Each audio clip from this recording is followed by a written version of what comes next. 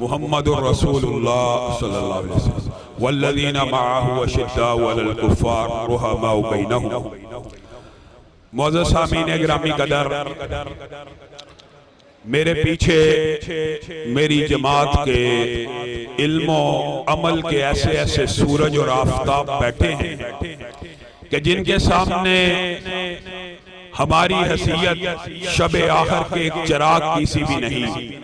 میری مراد جماعت کے عظیم الشان محدثین حافظ مسعود عالم شیخ ارشاد اللہ قصری حافظ شریف صاحب حافظہم اللہ، اور ان کے علاوہ حنیف ربانی صاحب، عبدالرشید حجازی صاحب، کتنے نام ایسے ہیں جو علم و عمل کے آفتاب ہیں، اور کتنے ہمارے اسلاف ہیں جو دنیا سے چلے گئے۔ یہ شمع جلا کر، یہ شمع روشن کر کے داؤد غزنوی ہوں، اسماعیل سلفی ہوں، حافظ محمد گوندلوی ہوں، علامہ احسان الہی ظہیر ہوں، کہ ہزار دماغوں کا ایک انسان جانے کہاں کھو گیا ہے، قلم کی عظمت اجڑ گئی ہے، زبان کا زور بیاں گیا ہے، اور جنہوں نے اپنے بارے میں خود یہ کہا تھا ناقدو وقت کی رفتار بدلنے کے لیے میں نے مجبور زبانوں کو نوا بخشی ہے، کج کلاہوں کی رعونت کا اڑایا ہے مزاج، میں نے تاریخ کے چہرے کو ضیاء بخشی ہے۔ ہم ان جیسے تو نہیں، لیکن اپنے اکابرین کے ساتھ، نجیب اللہ تارک کے ساتھ، مرکزی جمعیت اہل حدیث کی قیادت کے ساتھ، قرآن و سنہ مومنٹ کے رفقا کے ساتھ آپ کے سامنے یہ بات وعدے کر دینا چاہتے ہیں کہ ہم اپنے اسلاف کی روایات کو واپس لوٹاتے رہیں گے۔ علامہ تیرے خون سے، علامہ تیرے خون سے۔ اس کی تھوڑی کو کم کر۔ معزز سامعین گرامی قدر، آپ کے سامنے قرآن و سنہ مومنٹ نے، مرکزی جمعیت اہل حدیث نے ہمارے پہ یہ الزام لگایا جاتا ہے، بڑی سخت باتیں کرتے ہیں، فرقہ وریت کو پھیلاتے ہیں۔ آپ کا فیصلہ آباد اس بات کا گواہ ہے کہ وبا کے دنوں میں جو بچے اپنے باپوں کو چھوڑ کے بھاگ گئے، جو بیویاں حامدوں کو چھوڑ کے بھاگ گئیں، جو باپ بچوں کو چھوڑ کے بھاگ گئے، جب ان کے غسل کی باری آئی، ان کے جنازوں کی باری آئی، یہ میرے ساتھی، یہ میرے بیٹے، یہ میرے رفقا، چاہے شیخ سلیم الرحمن ہو، چاہے مرکزی جمعیت کی قیادت ہو، انہوں نے ان میتوں کو غسل بھی دیا، ان کے جنازے بھی پڑھائے، ان کو کفن بھی دیا۔ اکیلے لاہور کے اندر قرآن و سنہ مومنٹ اور مرکزی جمعیت کے نوجوانوں نے 300 سے زائد کرونا میتوں کو غسل دیا۔ ملک کے اندر ہم نے یہ دیکھا کہ بریلوی آ رہا ہے، دیوبندی آ رہا ہے، اس کی میت کو غسل نہیں دینا۔ ہم نے دیوبندیوں کو بھی غسل دیا، بریلویوں کو بھی غسل دیا، بغیر تفریق دیا۔ ہمارے کچھ اشتراکات ہیں، کچھ مشترکات ہیں، کچھ اتفاقات ہیں۔ ہمیں یہ تانا دیا جاتا ہے مولوی ایک کے پیچھے نماز نہیں پڑھتے، 5 وقت کی نمازیں ہوتی ہیں، ہر بندہ اپنی مسجد کے اندر دوسرے کے پیچھے نماز نہیں پڑھتا۔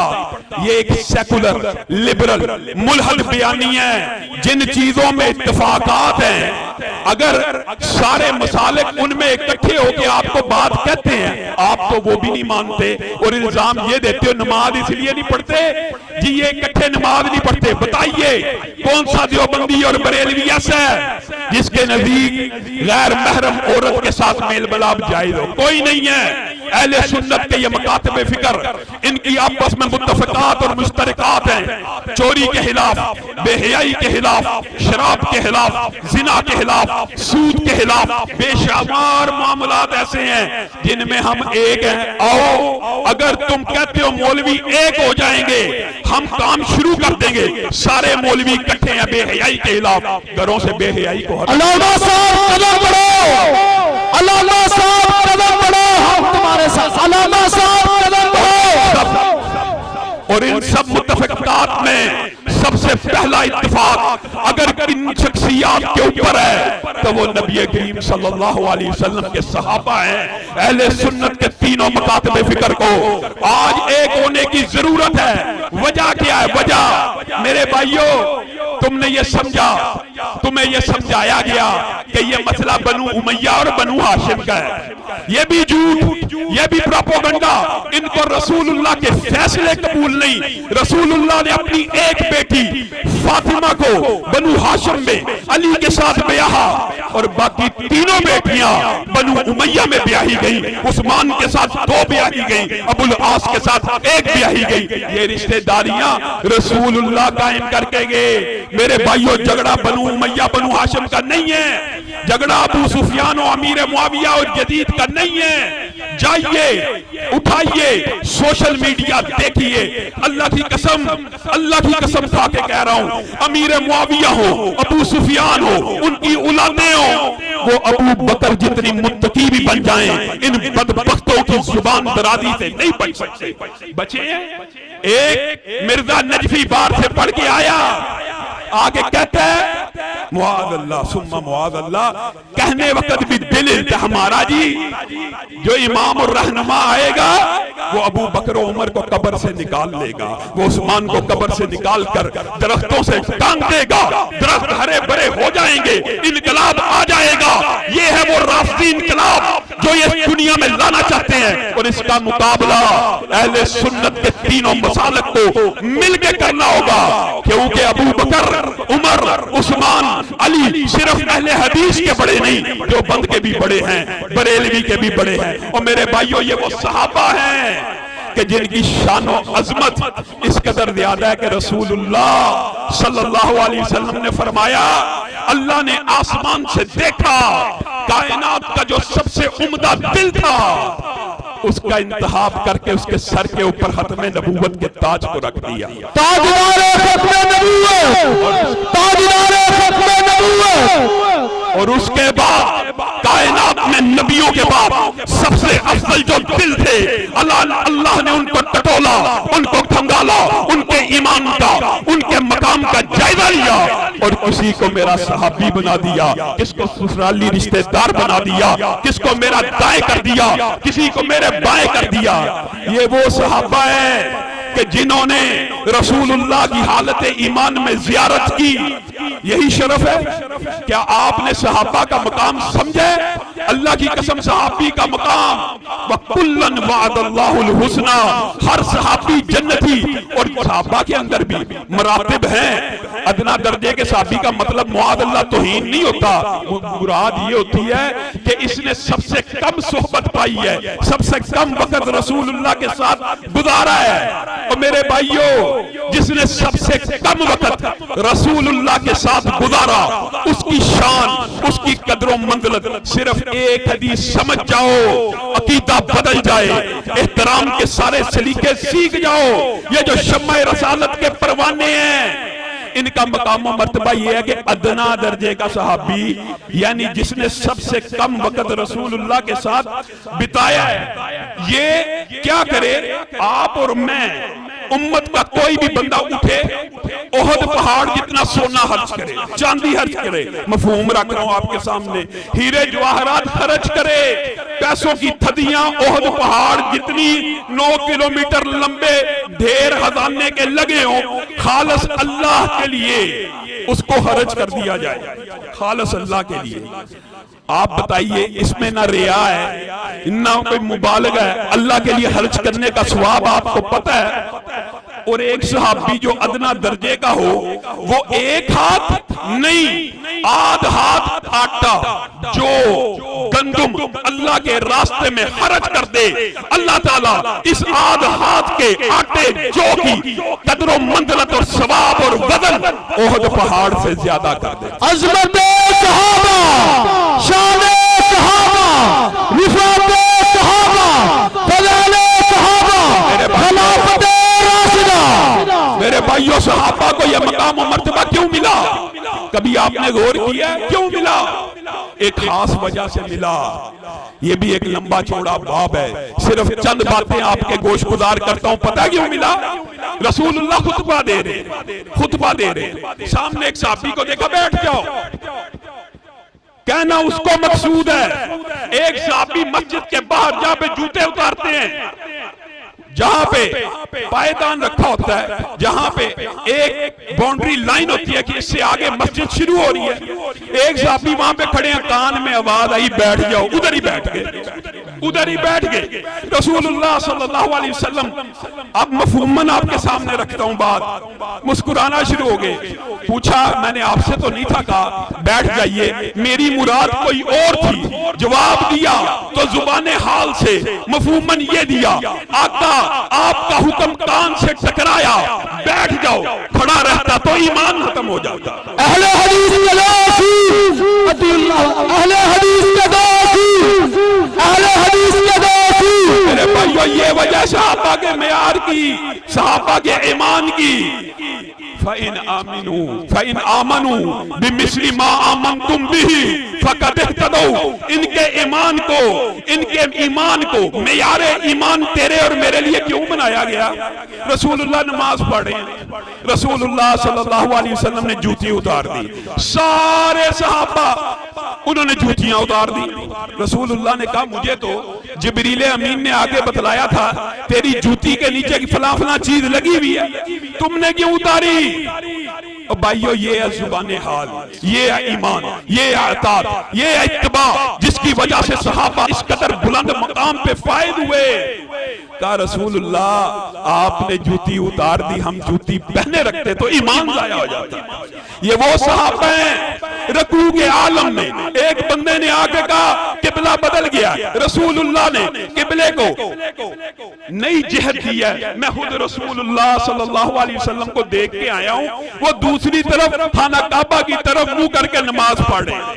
آپ میں سے جو ساتھی مدینہ گئے ہیں وہاں پہ ایک مسجد ہے، مسجد قبلتین، یہ واقعہ اس جگہ کا ہے، قبلہ تبدیل ہونے کا نہیں، یہ خبر آنے کا۔ خبر آئی، صحابہ کے عالم میں تھے، رکوع کیا، رکوع میں خبر آئی، رسول اللہ نے چہرہ خانہ کعبہ کی طرف کر دیا ہے، صحابی رکوع سے سر اٹھا سکتا تھا اور اٹھانے کے بعد قبلہ تبدیل کر سکتا تھا، لیکن اس نے رکوع کے اندر ہی چہرے کو پھیرا۔ زبان حال یہ کہہ رہی ہے کہ اللہ کے رسول کا کوئی عمل میرے کان سے ٹکرا جاتا اور میں سر کو اٹھا لیتا تو میرا تو ایمان ضائع ہو جاتا۔ اطاعت مصطفیٰ، اتباع مصطفیٰ، نعرہ تکبیر۔ میرے بھائیو اللہ رب العزت نے اسی لیے صحابہ کے لیے قرآن پاک میں ایک سنت کو مقرر کیا، وَإِذَا قِيلَ لَهُمْ آمِنُوا كَمَا آمَنَ النَّاسُ قَالُوا أَنُؤْمِنُ كَمَا آمَنَ السُّفَهَاءُ أَلَا إِنَّهُمْ هُمُ السُّفَهَاءُ۔ اللہ کی ایک سنت ہے، یہ مقدمہ، یہ فلسفہ آج سمجھ کے جائیے، جو بندہ صحابی کے بارے میں جو لفظ بولے گا اللہ بھی وہ لفظ اس کے اوپر پلٹاتا ہے۔ تیرا اور میرا کام بھی یہی ہے، وہ لفظ اس کے اوپر پلٹایا جائے۔ اللہ کیا کہہ رہا ہے؟ انہوں نے کہا کیا ہم ان بے وقوفوں کی طرح ایمان لے آئے؟ الا انہم ہم السفہاء، اور میرے نبی کے صحابہ بے وقوف نہیں ہیں بلکہ یہ جو بکواس کر رہے ہیں وہ بے وقوف ہیں۔ قالوا انما قالوا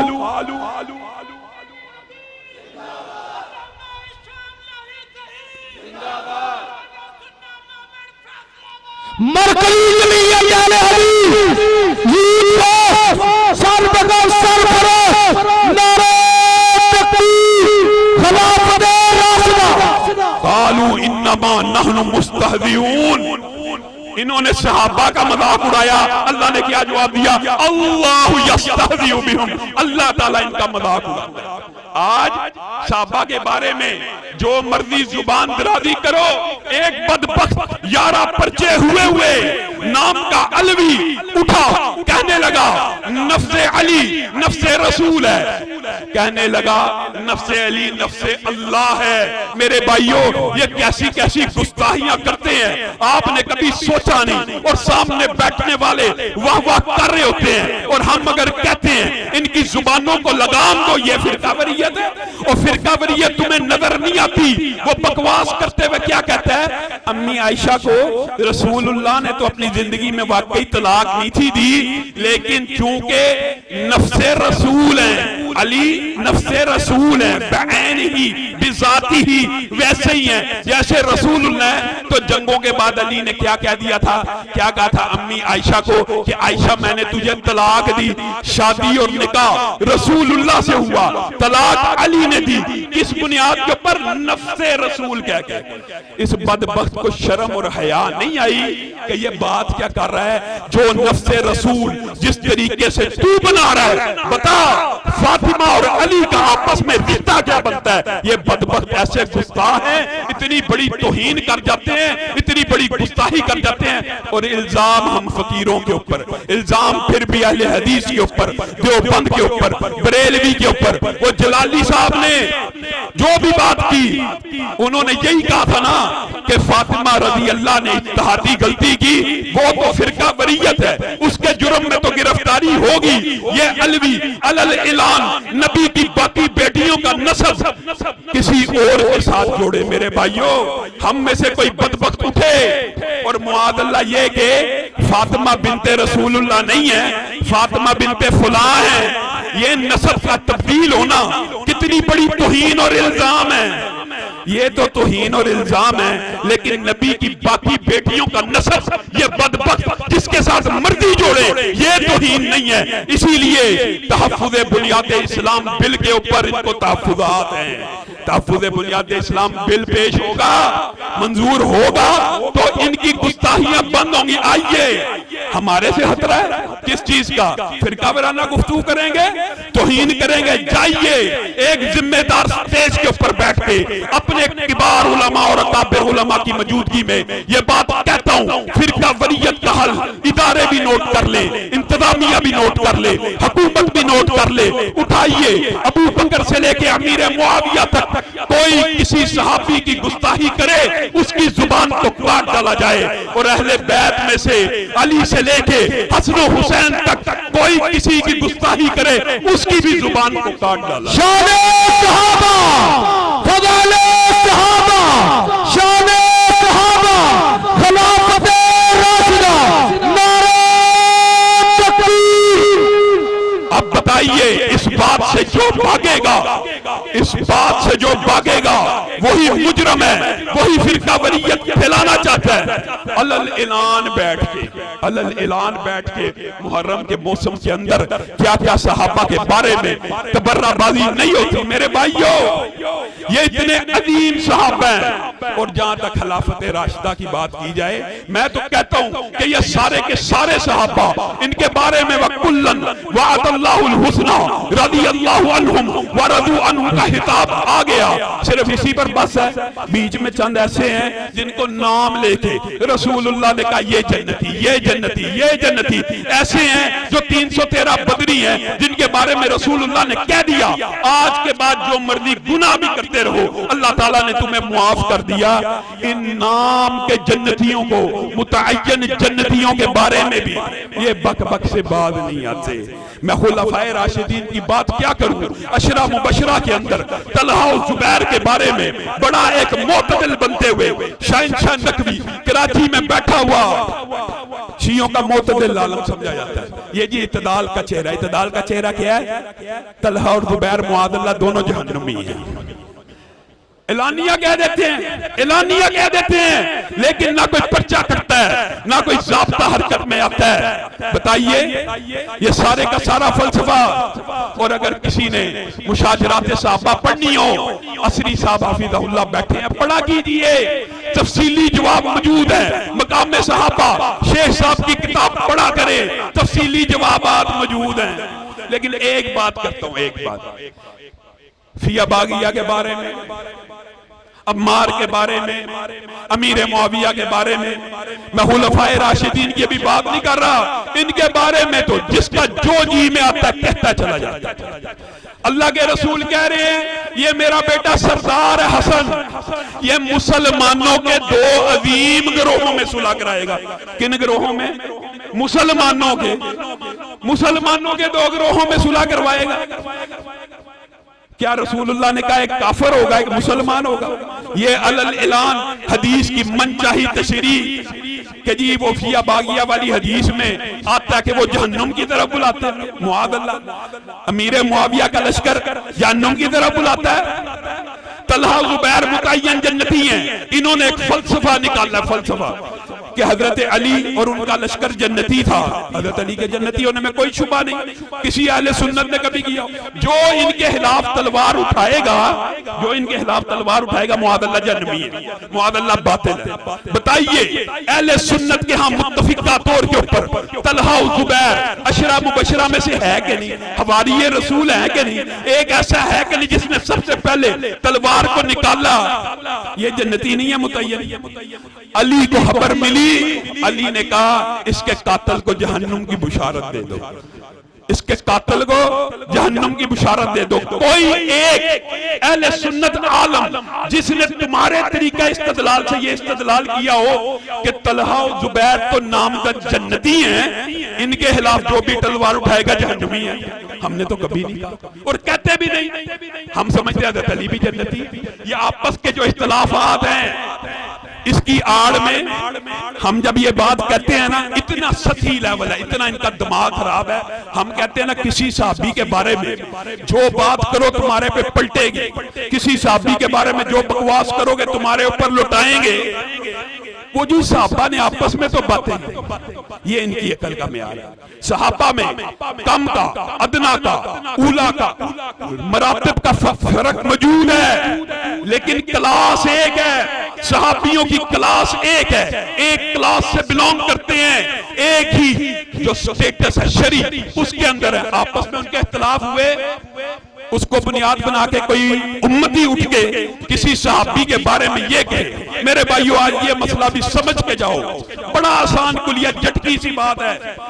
ہمارے پہ الزام، ہم کہتے ہیں کسی مسلمان کو، اور میں نہیں کہتا یہ تو رسول اللہ کا فرمان ہے، کسی مسلمان کو اگر کوئی بندہ کافر کے، عام مسلمان کی بات ہو رہی ہے، اگر کوئی بندہ کسی مسلمان کو کافر کہہ دے اور اگر یہ کفر کا الزام سچا ہو تو وہ بندہ کافر لکھا جاتا ہے، اور اگر کفر کا الزام سچا نہ ہو یہ فتوی تکفیر اس کے اوپر واپس پلٹ آتا ہے اور کہنے والا کافر ہو جاتا ہے.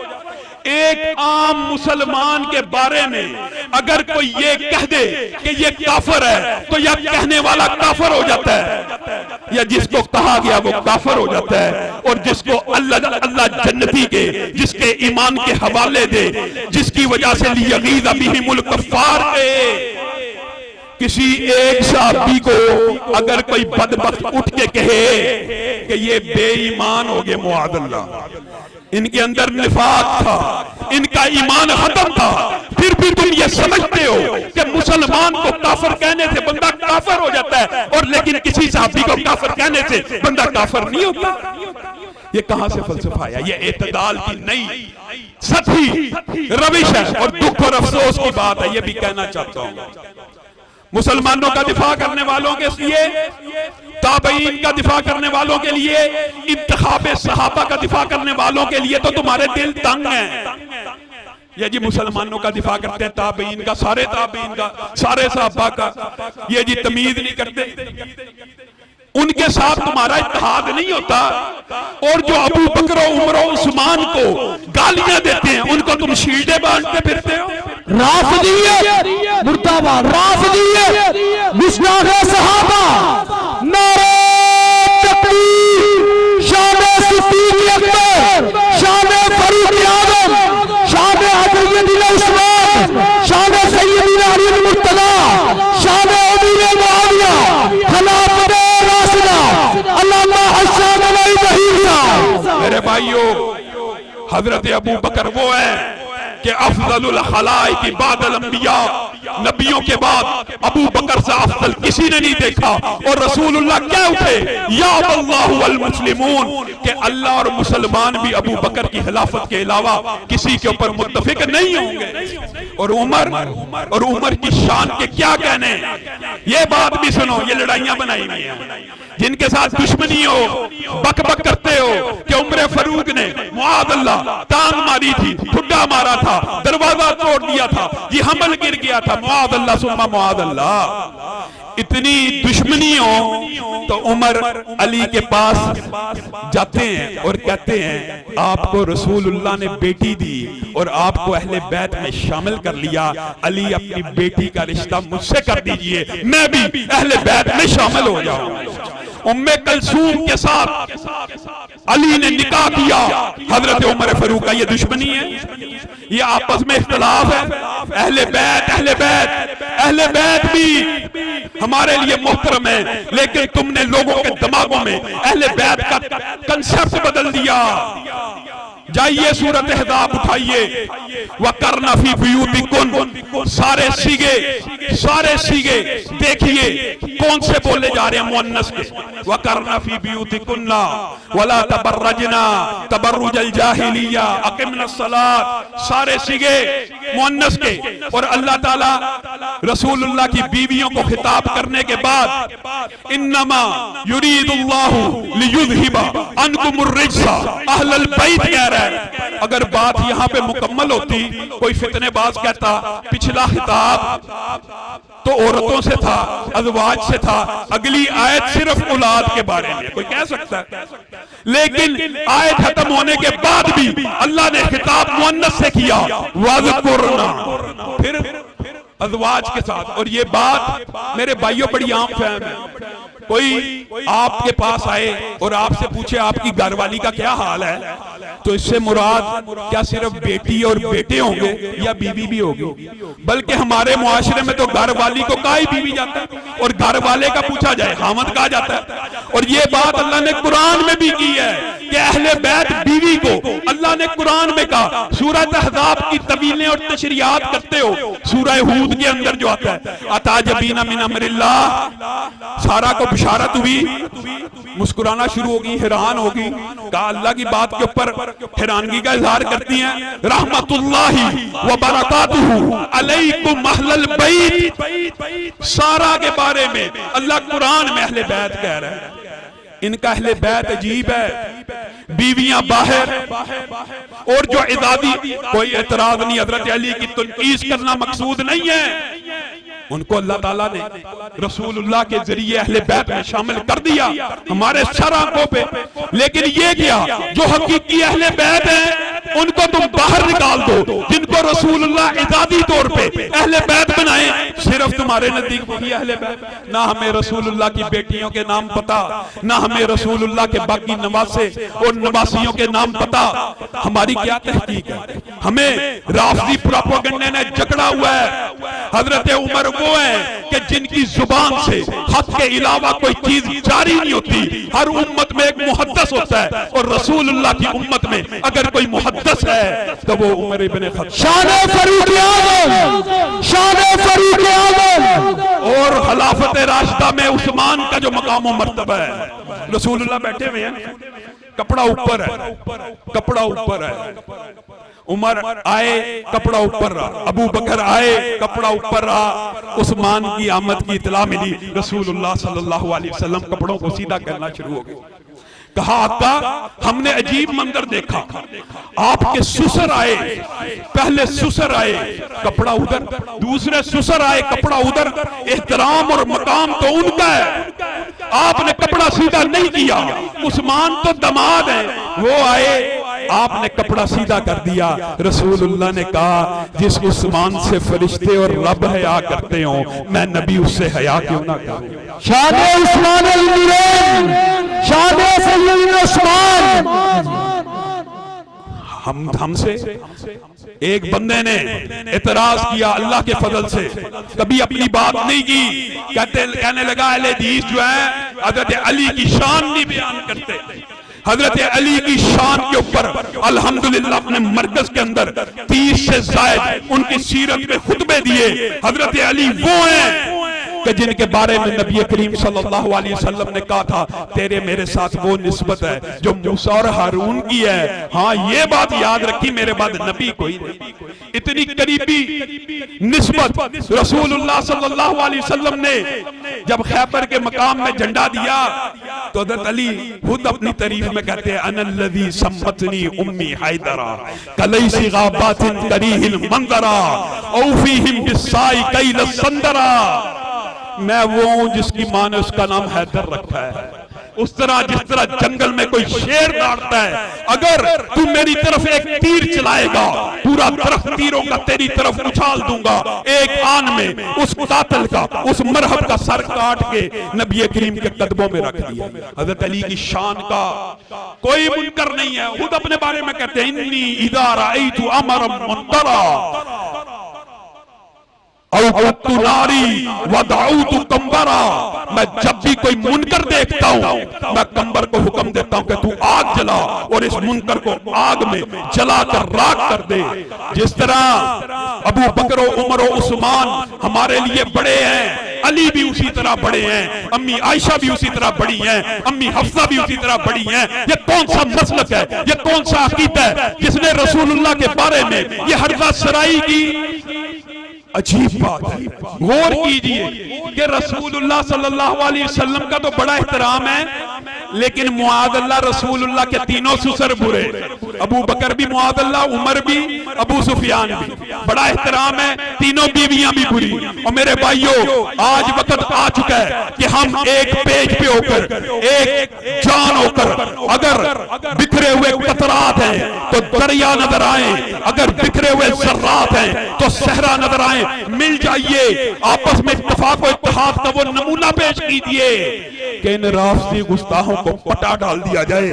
میں ان کے بارے میں بات نہیں کرتا جو گالیاں نہیں دیتے، ہماری دشمنی ان کے ساتھ ہے جو کہتے ہیں فلاں صحابی بے ایمان ہو گیا تھا، جا کائنات کا سب سے بڑا بے ایمان تو ہے، تجھے مباہلے کا چیلنج ہے۔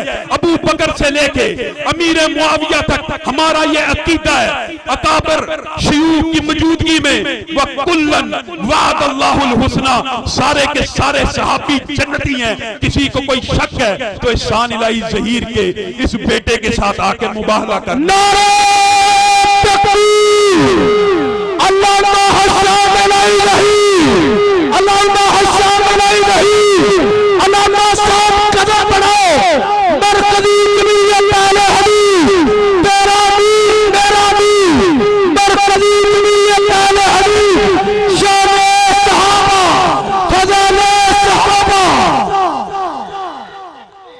اللہ اکبر، اللہ زندہ للکار ہے، للکار ہے، زندہ باد، زندہ باد، زندہ میں باد۔ اپنی بات کو ان اشعار پہ ختم کرتا ہوں کہ آپ مرکزی جمعیت کے اہل حدیث یوتھ فورس کے اور قرآن و سنہ کے پلیٹ فارم کے اوپر اپنے رکنیت فارم بھی بھریں اور انشاءاللہ خون دل دے کے نکھاریں گے روح برگ گلاب۔ ہم نے گلشن کے تحفظ کی قسم کھائی ہے اور یہ گلشن کسی کے باپ اور دادا کا نہیں، اس گلشن کے دو ہی پھول ہیں، ایک رب کا قرآن ہے اور ایک رسول اللہ صلی اللہ علیہ وسلم کا فرمان ہے۔